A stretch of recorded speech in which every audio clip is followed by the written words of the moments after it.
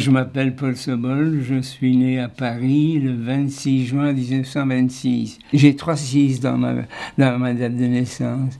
Vous savez ce que ça veut dire?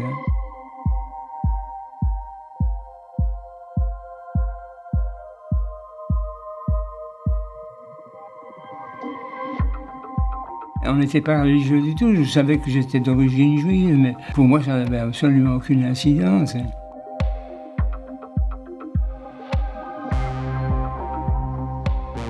Et ma maman a cousu une étoile sur moi. Mais moi j'étais avec des copains belges. J'étais le seul dans cette bande à avoir une étoile. Alors tous les copains me considéraient comme le shérif de la bande. Et mon père, qui avait des nouvelles de ce qui se passait en Pologne, à Varsovie, avec le ghetto de Varsovie, qu'il réunissait tous les gens dans ce ghetto, et qu'il y avait des morts, qu'il y avait des persécutions. Il s'est dit, oulala, si ça arrive en Belgique, on est très mal pris.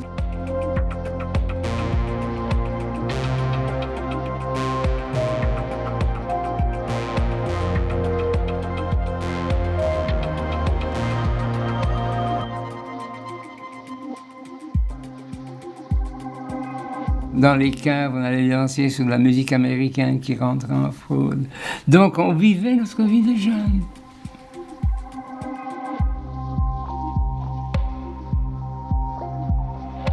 Alors nous, qui avions une petite radio, on suivait ce débarquement. S'il pouvait arriver jusqu'ici. Malheureusement, le 13 juin 1944, en pleine nuit, la Gestapo arrive et elle arrête toute la famille.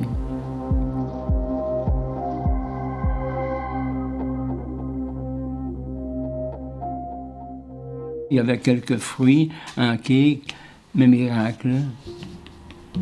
Il y avait cette petite photo dedans.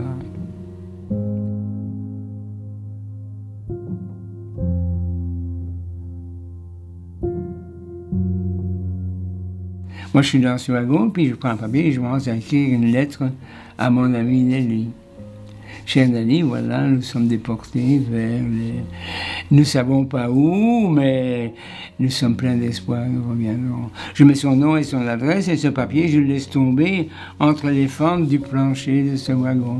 Eh bien, figurez-vous qu'un cheminot qui travaillait sous cette voie, voit un papier, voit une adresse, le met dans une enveloppe, met des timbres, et quand je suis rentré d'Allemagne, j'ai appris que Nelly avait reçu ça. Et moi, j'avais sa petite photo.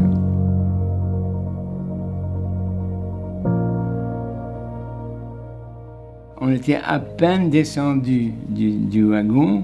Quand ils ont séparé les femmes des hommes, ils ont mis ma maman à gauche avec ma sœur. On ne savait pas qu'on allait les séparer. Puisqu'on nous a dit, vous allez prendre une douche.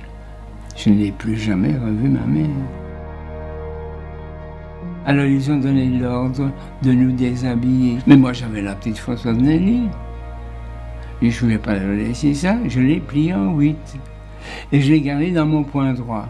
Très rapidement, il me tatoue le numéro qui correspond à mon nom. Il prend mon bras gauche. S'il avait pris mon bras droit, j'avais la photo dans le poing.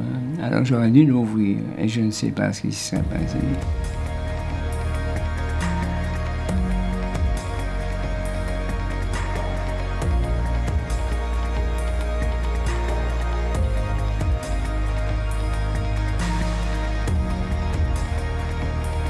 Et alors nous avons vécu une longue vie ensemble. Nous avons été très heureux.